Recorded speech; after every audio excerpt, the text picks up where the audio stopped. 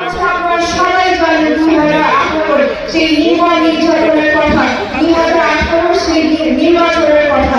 এখানে উপস্থিত অনেক বাবা চাচারা সেই 18 সালে আমার বাবার জন্য লড়াই করেছে, সেই 18 সালে আমার বাবার জন্য সংগ্রাম করেছে এবং এখানে আপনারা অনেক নির্যাতনের শিকার হয়েছে। তবে আজকে আমি মঞ্চে দাঁড়িয়ে আপনাদের মেয়ে হিসেবে গর্ব করে বলতে পারবো, আমার মাথা তুলে বলতে পারবো যে আপনারাও আমার বাবাকে ছেড়ে যান না, আমার বাবাও আপনাদের ছেড়ে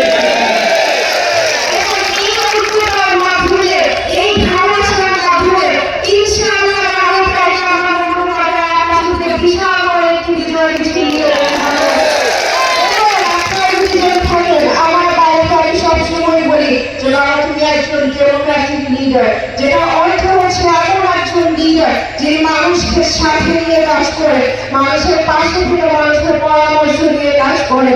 উনি কিন্তু ব্যক্তিগত রাজনৈতিক জীবনে অধিকাংশ সময় আপনাদের সাথেই কাটিয়েছেন এবং আমরা আশা রাখছি, আস্থা রাখছি যে ইনশাআল্লাহ আমরা আর 2 দিন পরে আমাদের বাংলাদেশের জাতীয় সংসদ নির্বাচন 2026 আর 2 দিন পরে যদি আমরা আপনাদের ভালোবাসা এবং দোয়ার মাধ্যমে নির্বাচিত হয়ে আসতে পারি, ইনশাআল্লাহ আমরা চেষ্টা করবো সবার পাশে দাঁড়িয়ে থাকার জন্য,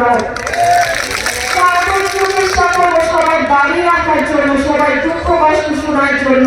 এবং আমি আপনাদের সবাইকে বলছি, আপনারা মেয়ে হিসাবে শুধু আমারই রিকোয়েস্ট নয়, আমরা যে দলের জন্য এখানে একত্রিত হয়েছি সেই দলের ইনশাআল্লাহ next future prime minister of Bangladesh জনাব তারেক রহমান সাহেবের একটি রিকোয়েস্ট আছে, আপনারা প্লিজ চেষ্টা করবেন 12 তারিখে সকালবেলায় ভোট কেন্দ্রের জন্য রওনা দিয়ে দেওয়ার জন্য।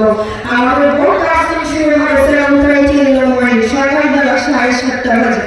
আপনারা সবাই চেষ্টা করবেন সকালবেলা ইনশাআল্লাহ আমাদের ভোট কাজ করে যাওয়ার জন্য। নির্বাচিত হলে ইনশাআল্লাহ সবার সাথে আবার দেখা হবে।